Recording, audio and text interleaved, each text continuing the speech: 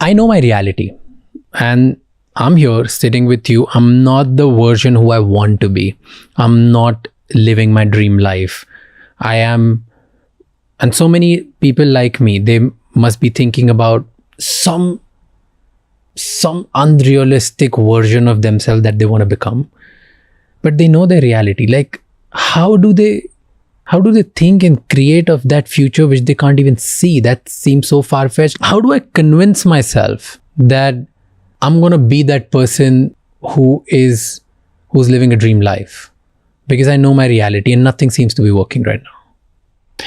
Well, you have one of two choices: to disbelieve or to believe. That's really it. That's it. If you choose to be a chronic disbeliever, then you'll find reasons in your life to reaffirm that disbelief. A person may say, I want to be in a loving relationship, but really they really want to sabotage their life in some way, right? The person who believes in a possibility has to believe in themselves. And when you believe in yourself, you believe in possibility. You can't have one without the other. The challenge is that your belief in yourself must be earned. Nobody's going to do that for you. And that's what we discovered. The person who heals from a chronic health condition, again, I can use these as example because we have thousands of these. Many of them stand on the stage, Raj, and when they tell their story of transformation to an audience of 2,000 or 2,200 people, they'll say, I kind of believed in this stuff. I really thought it was super cool. I saw the stories of transformation. I heard the testimonials. I believed in it. I just didn't believe it could work for me. That is a really big moment. That is the moment the person's no longer the philosopher. That's the moment the person's getting out of the bleachers and getting on the field. That's the person who says, I got to prove to myself that this does work. Now, here's the deal. Either you believe or you don't believe. The person who says, I realized that I believed that it worked for everybody else, but I didn't know if it would work for me. I have to prove to myself that it works for me. The majority of those people never missed a day in their meditation, because if they missed a day, they knew that they weren't believing that they were the creator of their life. Their standard was super high. They didn't go 50% in, 60% in. I'll check to see if it worked. It was no longer about, listen closely, it was no longer about results in their life. It was 100% about effort. It was all effort.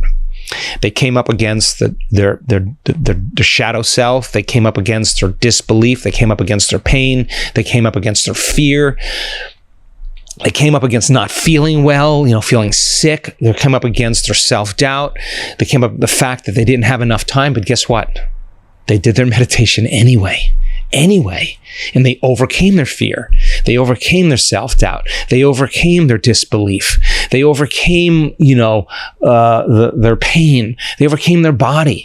They started surrendering to love instead of fear. And their belief in themselves was earned. It was the overcoming, showing up even when they doubted, even when they disbelieved. They showed up anyway. And I was just looking at a testimonial the other day. The guy had a 9.5 inch tumor on his kidneys. 9.5 inches. I said to him, were there days where you didn't want to do your meditation? He said, oh yeah, I didn't feel well a lot of those days. I said, did you do it anyway? He said, yep, never missed a day. I said, were there days where you doubted? He said, oh yeah, my family thought I was crazy. Did you do them anyway? Yep, I overcame my doubt that day. And there's some people, I say to them, why were you doing your meditations 3 times a day? 3 times a day. They'll say, the chemo wasn't working.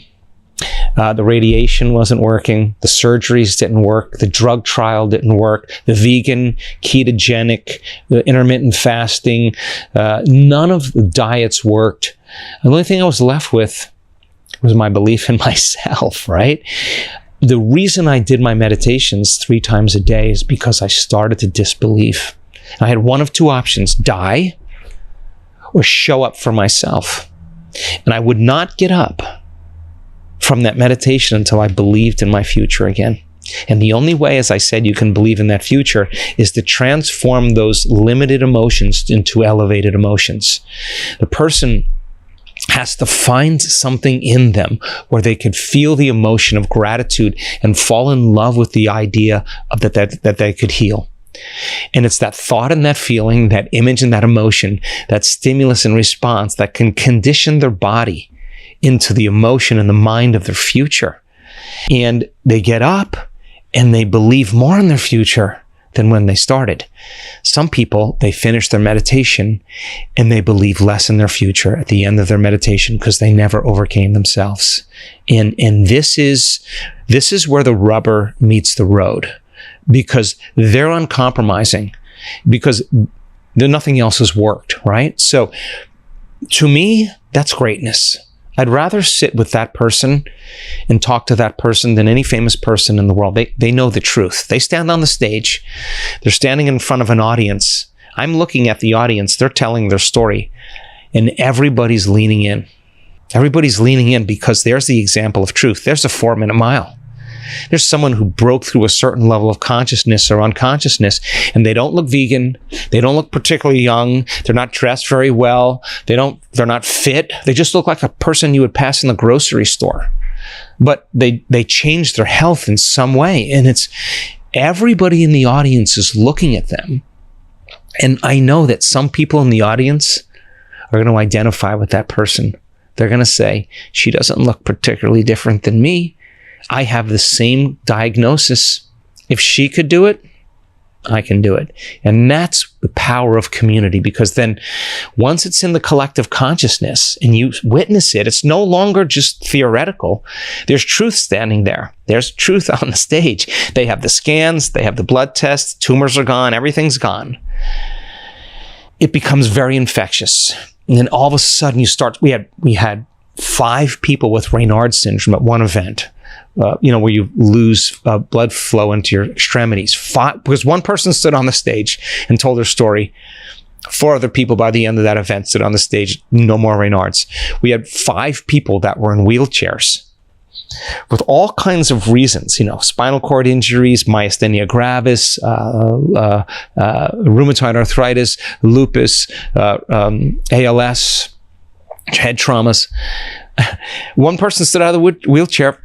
4 other people stood out. We had 2 people that were blind. I mean, imagine that. That was a crazy one. Couldn't see. At the end of the event, by the middle of the event, 1 person stood on the stage. By the end of the event, it was 2 people.